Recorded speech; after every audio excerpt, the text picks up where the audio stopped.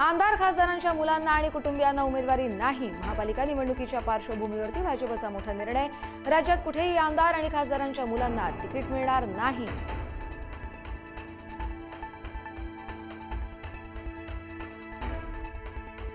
इतकी वर्ष लढलो, मुंबईला कुणीच हिसकावू शकलं नाही.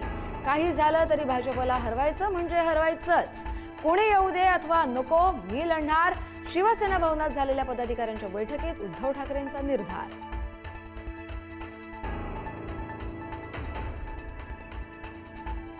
मनसेचा उद्या रंगशारदामध्ये मेळावा. पालिका निवडणुकीच्या पार्श्वभूमीवरती राज ठाकरे कार्यकर्त्यांना करणार मार्गदर्शन.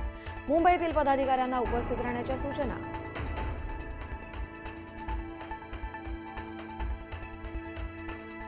हर्षवर्धन सपकाळांकडून काँग्रेस आणि वंचितच्या युतीची घोषणा.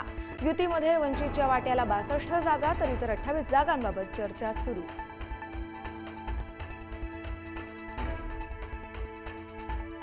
ठाकरे बंधूंमध्ये अजूनही काही जागांवर पेच असल्याची माहिती. काही जागांमध्ये अदलाबदल करण्याची मनसेची मागणी, तर जागा वाटपात कोणताही पेच नसल्याचा संजय राऊतांचा दावा.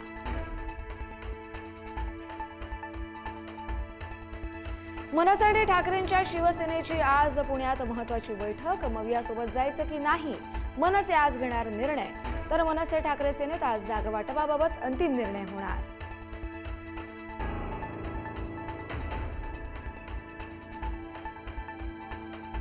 ठाकरे बंधूंचा शरद पवार यांच्या राष्ट्रवादीला मुंबईत केवळ 16 जागांचा प्रस्ताव दिल्याची माहिती. राष्ट्रवादी सोबत आल्यास ठाकरेंच्या शिवसेनेतील कोट्यातील जागा राष्ट्रवादीला सोडल्या जाणार असल्याची माहिती.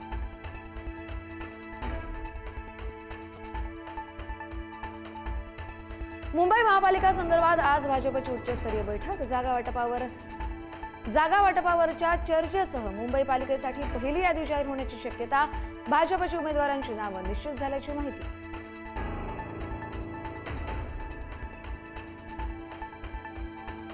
उद्योगपती गौतम अदानींच्या हस्ते आर्टिफिशियल इंटेलिजन्स कॉलेजचं अदानींच्या हस्ते उद्घाटन. कार्यक्रमाला पवार कुटुंब पुन्हा एकत्र. अजित पवार आणि रोहित पवार यांचा एकाच गाडीतून प्रवास.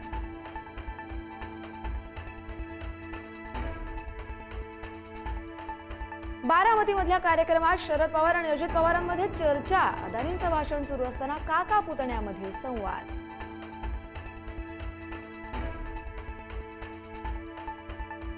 वयोमर्यादा ओलांडलेल्या एमपीएससी उमेदवारांना दिलासा.